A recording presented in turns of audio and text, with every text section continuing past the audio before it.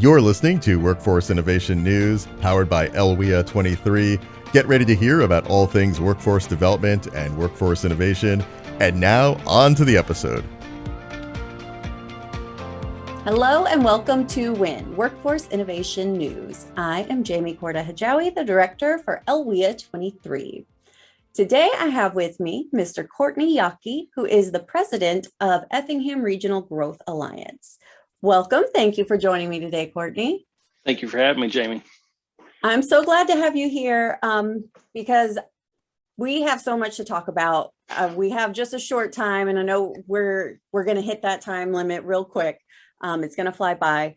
But one of the things that is an end result of workforce development is economic development, economic success. Oh, yeah. So the best way to reach success is to collaborate together between economic development and workforce development. Correct. So I want to talk to you today about how we work together, how you work together with other workforce development agencies or anyone else in your mix to help you and us have such great success with economic and workforce development. So before we start the conversation, can you just maybe explain a little bit about the Effingham Regional Growth Alliance, what you do, what your mission is, how you got there, all the above? Oh, most certainly. So Courtney Yockey, I'm with the Effingham Regional Growth Alliance. I'm the president and CEO. The Effingham Regional Growth Alliance is an economic development organization. We're a 501c6 non-for-profit, and we cover the county as a whole. And really the ultimate goal for economic development is job creation, job retention, and that's accomplished through multiple ways. I try to practice economic development on two sides of the spectrum.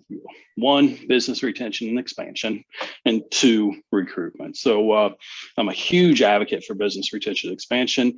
I believe that a community's strongest assets are the existing businesses that they're fortunate enough to have.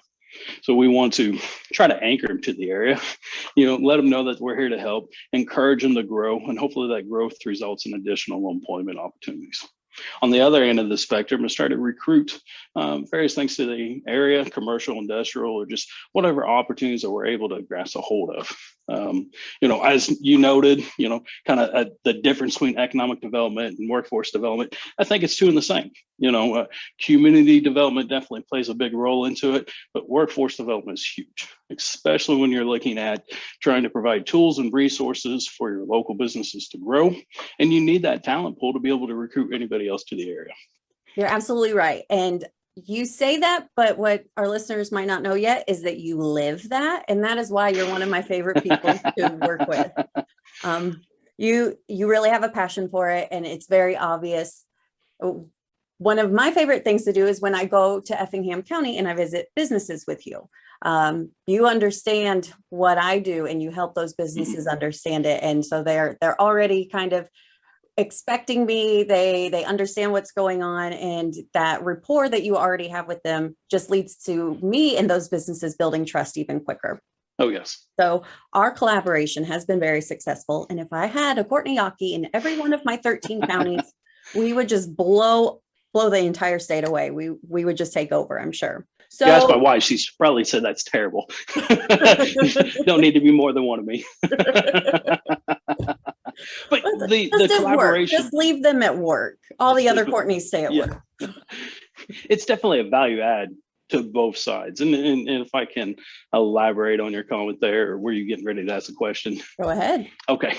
So the partnership is great. And, and this is something that I had worked with your predecessor as well, Kevin.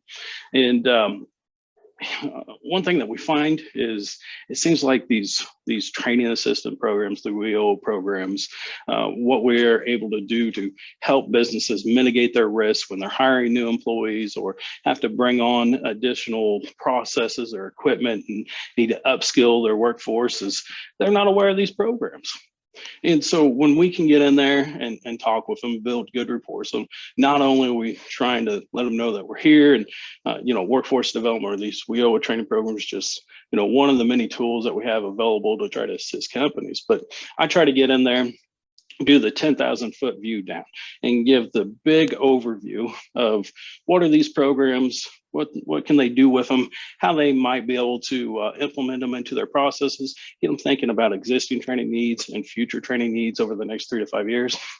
Then I want to follow up that meeting with an in-person meeting with you and Tony, and previously it was Tony and Kevin, and to sit down, and it makes it real. So you sit down and you have that real in-depth conversation versus that 10,000 foot view down of really what these programs are and how do you use them. And here's the person sitting right next to me that you'll work with and applying for them, and then let the company tell us, what are their training needs? How do we implement these programs into their processes? How do we assist them to mitigate their risk? It is so helpful, I think, to really sit down with those companies, have that conversation, have you, with your background knowledge of already what's going on with those companies, and just all of us sitting together and collaborating as a group, I think that really takes the message so much further. So other than WIOA, who else do you collaborate for workforce and economic development? And that was right where I was starting to get into, especially with workforce development. So the WIOA training assist programs are just a start. And what I try to do is work with companies and let them know and make sure that they're aware of what their resources are right in their backyard. So I've taken a lot of companies up to Lakeland, and we've toured the Center for Business and Industry. It's a wonderful facility, brand new. Students are just there this year, and they get to see the equipment. They get to meet the instructors. And we sit down with Bonnie Moore and have a really good conversation, just like what we do with you and Tony, in that what are the training needs? How can we partner with Lakeland to help overcome these, what training may be lacking there, or to meet the future needs that you have moving forward, especially if you're starting to plan for the future. So, bringing in Lakeland, tying into the workforce development programs, definitely come together. I'll reach out to IMA. I also reach out to IMEX, so Illinois Manufacturers Association, the Illinois Manufacturing Excellence Center, and try to tap into those resources, because these programs not only just for training, but if somebody wants to do some lean processes, definitely used IMEC in the past for their experiences there, and they tie that together with the WIO programs to help get a portion, if not all of that, paid for. And it's what that is doing is, it helps the company become more profitable, more efficient, allows them to continue to grow. It helps mitigate their risk. I mean, it's a win-win for everybody. It is. So what you're saying is you don't just connect with just one other entity, workforce development. You're also looking at training providers, education providers, and how we can all work together, not even just these one-way types of relationships, but how we all can work together to create this net that is supporting and helping businesses to grow. The best that I can, yes. You do pretty well. You do pretty well. That is what I like to hear, that you're really breaking down silos. It is an effort to really work as a team, and not just these one-time connections here or there, but a spider web almost of resources. Oh yeah, and even going on business outreach visits with you and Tony, we've invited CEFS, which plays an integral part in these programs as well. And these companies are aware of these. Sometimes, a lot of times, they're not aware of what's out there, and realize how easy it is to take advantage of these and to utilize them to the extent possible. And once you let them know, once you shed that light, once you provide that information to them, you can see the light bulb click and how they can utilize that. And we only accomplish that through good communication and through working together. And as you noted, working in silos, we all start to get into our own little pockets. We all have our own initiatives. We all have, our bosses, if you will, wanting to see results and things. And that's all fine and dandy, but we're definitely stronger together, and we definitely help each other out. And that's why we really bring value to the table and put our best foot forward for our businesses. Absolutely. I love hearing you say that, because that is so 100% true. Love it. So you have just explained all kinds of really, you make it sound easy, but are there any barriers to these types of relationships, to this collaboration? Where do you find most of your struggles are at? Or do you not have any struggles? Is it really as easy as you make it sound? I wish it was easy. If it was easy, everybody do it, right? That's right. But there's always a challenge of, well, getting that initial introduction. And I rely heavily on my board or people within my network to make those introductions for me. And I'm still getting around meeting people. And it doesn't come overnight, building a relationship, building that rapport. And that's really what you need. You need to be able to go into a business, work with them, and not only let them know who you are and what you're doing there. And they're obviously skeptical at the first time, especially if they've not had a good experience with your organization or a similar organization in the past. And let them, know that, no, we really are here to try to help you, to try to add value. We're, a lot of times I'm just asking questions or discussing things, but really what I'm doing is I'm poking to see where's the need, where can we assist, where can we support, and just start going from there. Try to find something you can have a quick win to build a relationship on, maybe make a connection for them, or be a liaison to something, to provide data or something. And then from there, that opens that door, that allows you the opportunity to come in and share what these programs are. And then you just continuously build that value, and you're not wasting their time. You're being respectful for their time. You're not late for your meetings. You're actually early. And if the meeting gets done early, give them back a part of their day, have a good time, joke around a little bit, build that rapport, but be there to do business. And then bring in people such as yourself and Tony that add value to that relationship and continue to build out that network. You answered one of the questions I've always had, because in my role, I started at the beginning of the pandemic, so I couldn't do many, if any at all, face-to-face meetings with people. So doing cold calls, I was not making much progress. They're hard. So it was such a blessing to have you and do the introductions for me. So I was thinking, like, how does Courtney get his foot in the door? Does he have someone doing introductions for him? But you say that you rely mostly on your board. What to the extent possible, or somebody that I could find, a community leader, a business leader, an elected official, or just, I live in the community.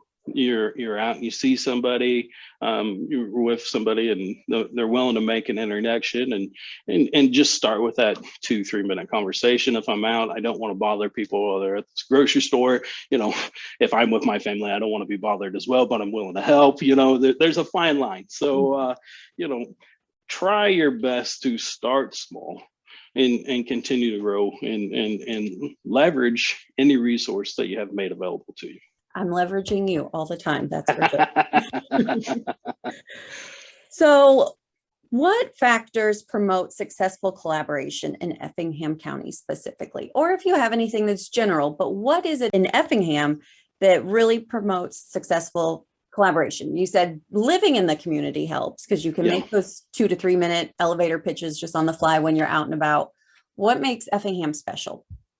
Well, is it you? Do you make Effingham special? No, I'll never say I'm special. And anything I do, there's always room for improvement. So by all means, you're never the best. You're only good at something, because there's always room to improve. But what you need is good communication. I strongly believe that you have to have good communication, and there's some strong, deep roots in entrepreneurialism and businesses in Effingham County. Businesses that have been here for over 100 years that are great employers, so it really helps.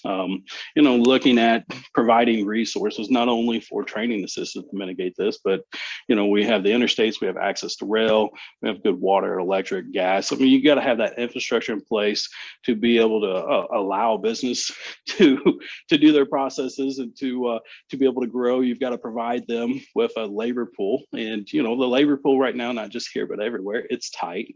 So I view these workforce development programs, these training assistant programs, to help ease or mitigate that risk of the employers, and that they may right now just be hiring people just to get bodies, or they may be hiring people they not have previously, that don't have the skills, and now we need to train them and get them up to speed. But the success in Effingham County, there's some long-standing professionals in Effingham County as well. So, Todd Hall and Sasha do an excellent job, and Steve Miller with the city of Effingham, they've got a great council that really has the vision forward and being able to tackle upcoming issues that they may see, but also that vision to how do we continue our future growth. And the past council members have done a really good job there as well. Look at the village of Diedrich. They've done a tremendous job in expanding for residential development. I mean, really the trailblazers. Brittany Gibson there for the village is a rock star and a half. And I tell her that all the time. She laughs at me and rolls her eyes, but she's amazing. Look at Teotopoulos, which copied what Diedrich did with residential development, have had a lot of success there. I even bought a house there. And they got huge operating businesses. They got 3Z, they got Stevens Industries, they got Brunlevy, you got Seymour Milling, you got Farm Alchemo.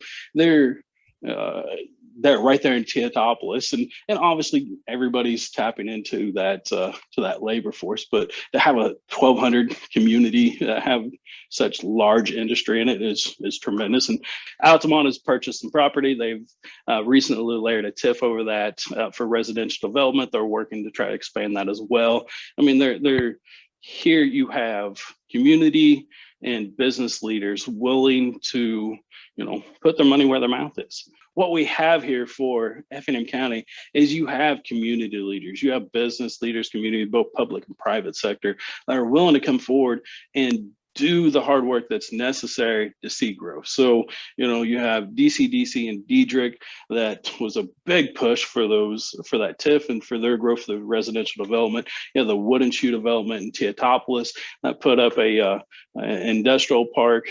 You have a lot of collaboration from people that are really visionary and willing to take the risk to ensure that there's economic growth and vitality within our communities.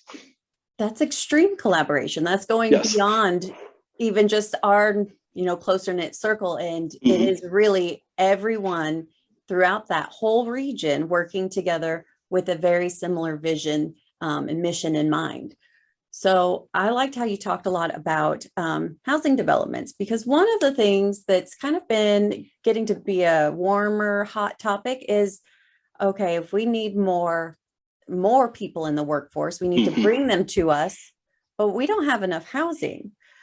So we're finding that things like childcare and housing, they're just as important as having the good jobs. Yes. So it's really cool to hear that all these communities in the Effingham County region they're already on top of at least the housing part. What other opportunities do you see coming from this? From they're just they seem to be ahead of the game, really, compared to a lot of. You're never ahead of the game. You're just playing to the degree of what cards are dealt to you, and you continuously try to improve upon yourself. But the housing, we've seen a lot of success from our local communities in residential development, and that's tried to be copied in other areas as well that have seen mixed levels of success and some that weren't. So very fortunate that the activities here did turn up as a plus, and it didn't happen overnight. It was a true economic development is long term. It takes a while to put plans together. It takes a while to get that implementation. It takes a while to get that development through. But you can always expand on residential development.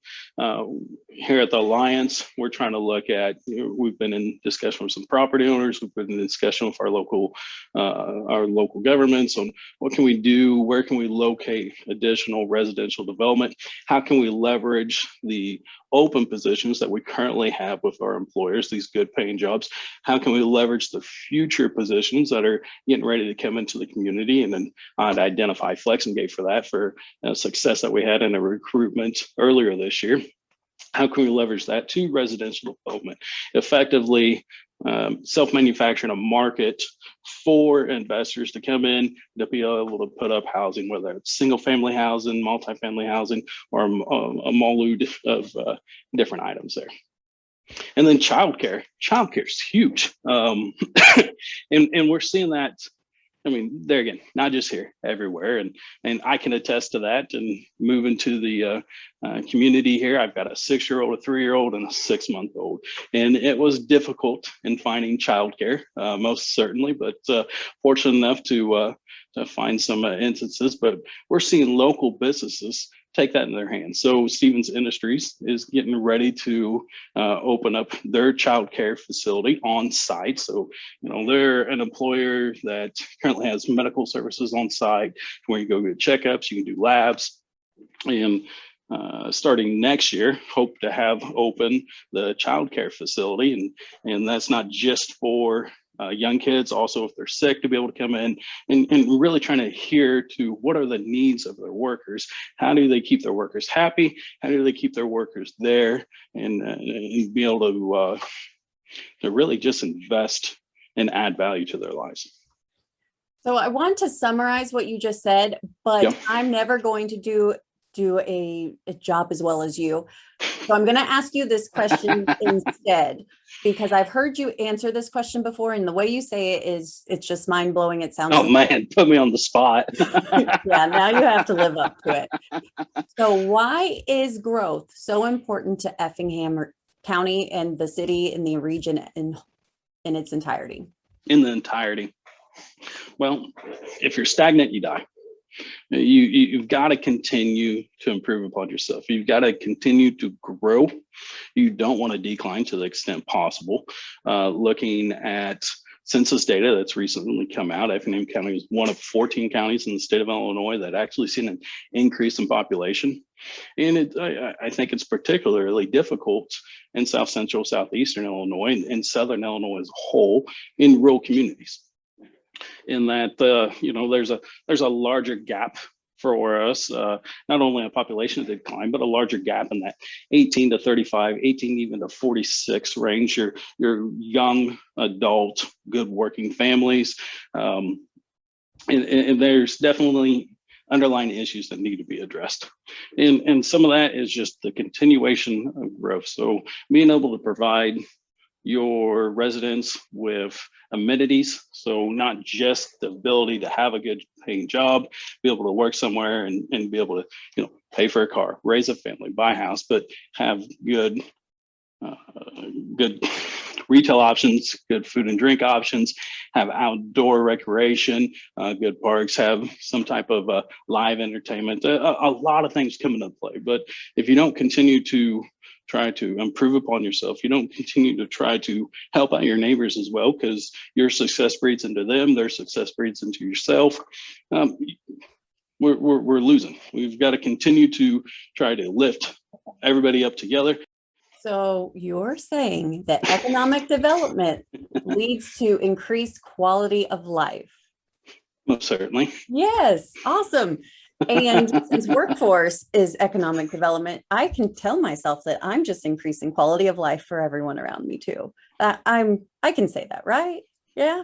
Most certainly. Yes. I mean, the real joys to economic development is that, that you're able to make a direct impact on your friends and family, on your community members. You're able to, because of the work that you're doing, they may never know anything, that, your neighbor is able to not only continue to keep their job, but maybe be able to move up to a better position. And now they're able to afford better things and to continue to grow their family. That it does make this job feel a lot more rewarding when I refocus on that, because sometimes in the grand scheme of things, you kind of forget that there's individuals out there that all of this does trickle down to, and they are improving their home life, the community around them. Mm-hmm. We're all benefiting from it. But you just have to kind of step back for a minute and look at the big picture. And some days that's harder to do than others. Yeah, you can definitely get bogged down in an office and, sometimes just draw a circle on the wall, beat your head against it. But, there's some definitely intrinsic motivation for what we do. And you've got to have that to be able to continue to move forward. I get told no more than I get told yes. So, I mean, that's definitely a key to it, especially when you're asking, how do you build relationships? Well, I get told no a lot. And even, we were at a recent one visit, and I won't identify the business, but, the lady said, well, the only reason you're here is because of him, because he's a good salesman. I mean, it's just because I asked her a million times, she finally said yes, and then seen what we were willing to come in and help and support her as. You are a good salesman, but I can attest that what you are selling is amazing. It is an enhanced quality of life all around. Well, I'd say not me, we. How's that? I like that. Yes. Throw me in there too. So collaboration really does equal success, and it really does affect everybody. And again, I cannot thank you enough for all the collaboration that you've done with us so far and what you're going to continue to do in the future. And I just really look forward to the next time that we get to go out, meet these businesses, tour their facilities, see what they do, learn about them as people, and see all the success that they're having, and know that we can contribute to that success as well. And before we sign off here, one thought that comes to mind is you talk about, how do we continue to grow? How do we continue to offer resources to our local businesses, to the community as a whole? And I've got to make note to the Effingham Regional Career Academy. So it's been a long time in the working. Definitely have raised morale in our board meetings. I think there's light at the end of the tunnel. We're re-engaging with focus groups to ensure that we're adhering to the current and future training needs of our businesses. We have 14 school districts that are currently signed IGAs, intergovernmental agreements, to attend, and we're working towards trying to provide a pipeline for our local and regional businesses to be able to grow that workforce. And so thinking of, and maybe the takeaway from, always have good communication, always try to leverage partnerships to the degree possible, and then move towards the future.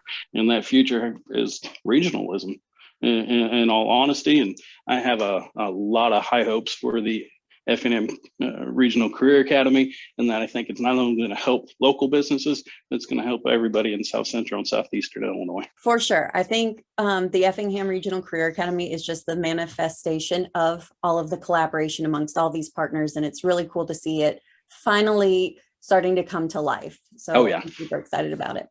Well, thank you so much, Courtney. I appreciate you being here with us today. I think that we will have to invite you back eventually too. And maybe we need to talk more about the Effingham Regional Career Academy. I think that once it gets up and going, I think that's going to be a really exciting opportunity that we'll need to draw some awareness to, for sure.